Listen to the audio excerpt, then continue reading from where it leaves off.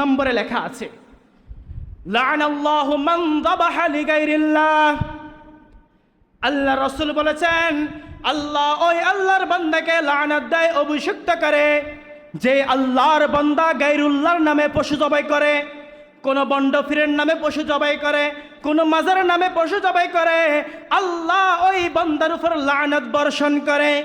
2 নম্বর ওই কাগজে লেখা আছে, ওয়া লাআনাল্লাহু মান লাআনাল ওয়ালিদাইহি। আল্লাহ ওই বান্দাকে লানত করে, ওই বান্দাকে অভিষিক্ত করে, যে আল্লাহর বান্দা তার পিতামাতাকে লানত দেয়। পিতামাতাকে লানতের উদ্দেশ্য হলো পিতামাতার খেদমত করে না। আপনি তো আল্লাহ রসুলের একবারে নিকটতম সাহাবী ছিলেন, রসুলের জামাতা। আপনাকে কি আল্লাহ রসুল এমন কোন নসিহত বা হাদিসের কথা বলছে কিনা যেগুলো সর্বসাধারণ সবাইকে বলে নাই? হযরত আলী বলেন, আমার কাছে তো তেমন কোনো নসিহতের কথা আসে নাই, বাকি হ্যাঁ, আমার এই তলোয়ারের খাবের ভিতরে এক টুকরা কাগজ রয়েছেন, ওই এক টুকরা কাগজের মধ্যে কিছু নসিহত কথা বলা রয়েছে। হযরত আলী তলোয়ারের খাবের ভিতর থেকে এই টুকরা কাগজটা বাইর করলেন, বাইর করে হযরত আলী শোনাচ্ছেন। 1 নম্বরে লেখা আছে, লাআনাল্লাহু মান যাবাহা লিগাইরিল্লাহ। আল্লাহ রাসূল বলেছেন, আল্লাহ ওই আল্লাহর বান্দাকে লানাত দেয়, অভিষিক্ত করে, যে আল্লাহর বান্দা গায়রুল্লাহর নামে পশু জবাই করে, কোন বন্ড ফিরের নামে পশু জবাই করে, কোন মাজারের নামে পশু জবাই করে, আল্লাহ ওই বান্দার উপর লানাত বর্ষণ করে। 2 নম্বর ওই কাগজে লেখা আছে, ওয়া লাআনাল্লাহু মান লাআনাল ওয়ালিদাইহি। আল্লাহ ওই বান্দাকে লানত করে, ওই বান্দাকে অভিষিক্ত করে, যে আল্লাহর বান্দা তার পিতামাতাকে লানত দেয়। পিতামাতাকে লানতের উদ্দেশ্য হলো পিতামাতার খেদমত করে না, পিতামাতার খেদমত করে না। মুহতারাম হাজরিন, গত সপ্তাহে আমি একটা হাদিস বলেছিলাম, ইন্না মিন আকবারিল কাবাইর ইয়ালআনু ওয়া রাজুলু ওয়ালিদাইহি।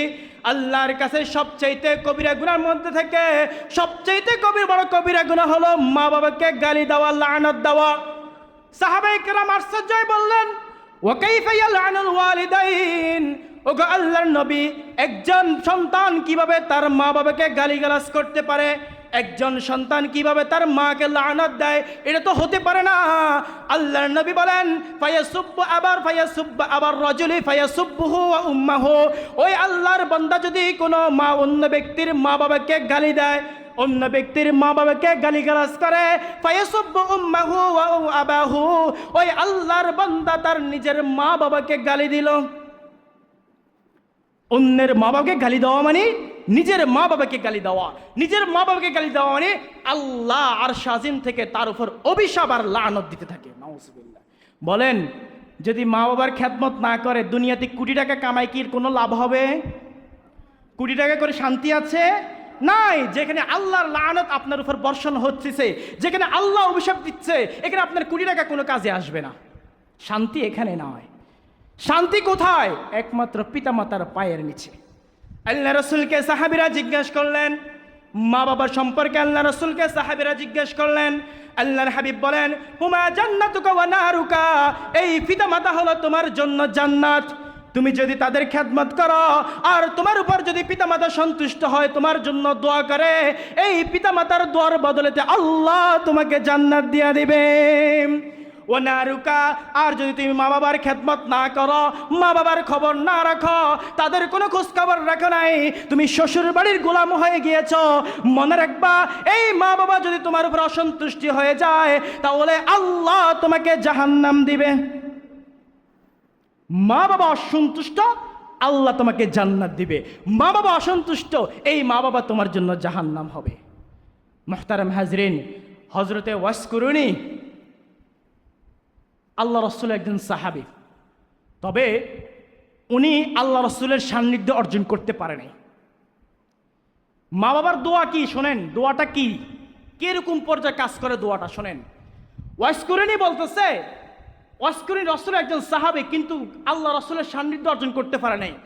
রসুল জীবিত থাকা অবস্থায় তিনি কখনো রসুলের সহবত পায়নি, আল্লাহ রসুলকে দেখে নাই। তিনি একদিন মনের ব্যথা নিয়ে আল্লাহর হাবিবের কাছে একটা চিঠি লিখেছেন, ইয়া রাসূলুল্লাহ, আমার মন চাচ্ছে আমি আপনার দরবারে আসি, আপনাকে 2 চোখে আপনাকে দেখি ইয়া রাসূলুল্লাহ। তবে কি করবো ইয়া রাসূলুল্লাহ, আমার মা অসুস্থ, মায়ের খেদমত করা লাগে, আমি আপনার দরবারে আসতে পারতেছি না। আল্লাহর নবী ওই চিঠির প্রতি উত্তরে লেখেন, ওই অস্করণী, তুমি আসার দরকার নাই, তুমি তোমার মায়ের খেদমত করো। মুহতারাম হাজিরিন, আল্লাহ রসুল মৃত্যুর আগে দিয়ে সাহাবীদেরকে ওসিয়ত করে গিয়েছেন। হযরত ওমরকে ডাক দিয়ে বললেন, ও ওমর, যখনই দেখবা ওয়াসকুরনি মদিনাতে আসতেছে, মদিনায় আসছে, তখনই তোমরা ওয়াসকুরনির কাছে দোয়া চাইবা। কারণ ওয়াসকুরনি এমন এক আল্লাহর বান্দা, যে আল্লাহর বান্দার দোয়া তার মায়ের উসিলা, মায়ের দোয়ার উসিলা আল্লাহ তার দোয়া কবুল করবে, অবশ্যই কখনো ফিরাই দিবে না। এই কথা শোনার পরে হযরত ওমর সর্বদাই সবসময় ইয়ামান থেকে, ওয়াসকুরনি ইয়ামানের বাসী, যখনই ইয়ামান থেকে কোনো কাফেলা মক্কাতে আসে, হযরত ওমর দৌড়াইয়া যায় ওয়াসকুরনি আসছে কিনা। মুহতারাম হাজিরিন, হযরত ওমর দৌড়াই যাচ্ছেন, তিনি খবর রাখতেছেন ওয়াসকুরনি কখন মক্কাতে আসেন এবং ওয়াসকুরনির সাথে তিনি দেখা করবেন। হযরত ওমর বারবার দেখতেছেন ওয়াসকুরনি মক্কাতে আসতেছে কিনা। কয়েকদিন দেখার পরে হযরত ওমর খবর পাচ্ছিলেন ওয়াসকুরনির। হঠাৎ একদিন ওমরের কাছে খবর আসলো, ইয়ামান থেকে একটা কাফেলা ব্যবসার উদ্দেশ্যে মক্কাতে আসছে এবং ওই কাফেলার মধ্যে হযরতে ওয়াসকুরনি রয়েছেন। হযরত ওমর দৌড়াই গেলেন, যাই বলতেছেন, ওয়াসকুরনি, আমি দীর্ঘদিন তোমার অপেক্ষায় রয়েছি। আল্লাহর হাবিব আমাকে ওসিয়ত করে গিয়েছেন, যখনই তুমি মক্কাতে আসবা আমরা যাতে করে সাহাবায়ে কেরাম তোমার সাথে দেখা করে। ওয়াসকুরনি আশ্চর্য হয়ে গেলেন, ওমরকে বললেন, ও ওমর, আপনি হলেন খলিফাতুল মুসলিমিন। ও ওমর, আপনি হলেন খলিফাতুল মুসলিমিন। 10 জন সাহাবীর জান্নাতের সুসংবাদ পেয়েছে, ওই 10 জন সাহাবীর মধ্যে একজন হলে আপনি। ওমর, আপনি কি বলেন? আমার কাছে জোয়া যাচ্ছেন কেন? আমি একজন সাধারণ ওয়াসকুরনি। তখন ওমর বলেন, না না ওয়াসকুরনি, তুমি যদিও আল্লাহর রাসূলের সান্নিধ্য অর্জন করতে পারো নাই, তুমি যদিও কখনো আল্লাহ রাসূলকে দেখো নাই, কিন্তু আল্লাহর হাবিব একটা ঘোষণা করে দিয়ে গিয়েছেন, ও তখনই তোমরা ওয়াসকুরনিকে দেখবা, তখনই তোমরা সঙ্গে সঙ্গে ওয়াসকুরনির কাছে তোমরা দোয়া চাইবা। কারণ ওয়াসকুরনি এমন এক ব্যক্তি যে মায়ের খেদমত করেছে, সারা জীবন মায়ের খেদমত করেছে, কখনো মদিনা আসতে পারে নাই, আল্লাহ রাসূলকে দেখতে পারে নাই, মায়ের খেদমতের কারণে সেই মদিনা আসতে পারে নাই। অতএব ওয়াসকুরনি তার মায়ের দোয়ার কারণে আল্লাহ তাকে এত বড় করে দিয়েছেন। ওয়াসকুরনি, তুমি যাই বলবা আল্লাহর কাছে, দু হাত তুলে আল্লাহর কাছে যাই দোয়া করবা, আল্লাহ সঙ্গে সঙ্গে কবুল করবেন। হযরত ওমর এই কারণে ওয়াসকুরনির কাছে বলতেছে, ওয়াসকুরনি দোয়া করো, আল্লাহ রাসূল বলে গিয়েছেন দোয়া করো। কিন্তু ওয়াসকুরনি এত বড় ব্যক্তি ছিলেন না। ওয়াসকুরনি সাধারণ একজন ব্যক্তি ছিলেন, সাহাবায়ে কেরাম ছিলেন না, আল্লাহ রাসূলকে দেখে নাই, সান্নিধ্য অর্জন করে নাই, কিন্তু একটাই কাজ করে দিয়েছে ওয়াসকুরনি, মায়ের খেদমত করেছেন, বাবার খেদমত করেছেন। এই কারণে আল্লাহ ওয়াসকুরনিকে এত বড় করে দিয়েছেন। আল্লাহ বলেছেন, ওয়াসকুরনি যা দোয়া করবে আমি আল্লাহ তাই কবুল করে নিব। মুহতারাম হাজিরিন, এটা হলো পিতামাতার খেদমত, এটাই হলো পিতামাতার খেদমত। এই পিতামাতার খেদমত করা ছাড়া আমার আপনার উপায় নাই। যাদের মা মারা গিয়েছে, বাবা রয়েছেন, কদর করেন, খেদমত করেন। মৃত্যুর আগ পর্যন্ত বাবাকে কখনো ধমক দিয়ে কথা বলবেন না, বাবাকে কখনো কষ্ট দিবেন না। যাদের বাবা গিয়ে মারা গিয়েছে বা মা আছে, কখনো মায়ের সাথে খারাপ আচরণ করবেন না।